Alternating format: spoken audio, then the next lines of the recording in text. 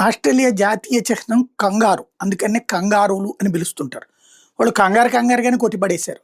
వరుసనే 3 మ్యాచ్‌ల సిరీస్‌లో మొదటి 2 భారీగా గెలిచి పడేశారు.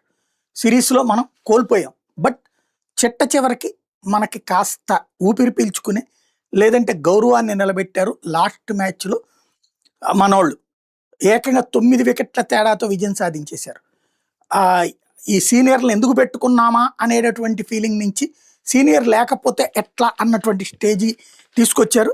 121 పరుగులతో రోహిత్, మరొక వైపున 74 పరుగులతో కోహ్లీ బాది పడేయడంతో ఆస్ట్రేలియా, భారత జట్ల మధ్యన మూడవ కీలకం అనడానికి లేదు. ఎందుకంటే రెండోదైతే కీలకం 3 మ్యాచ్ల సిరీస్ కాబట్టి.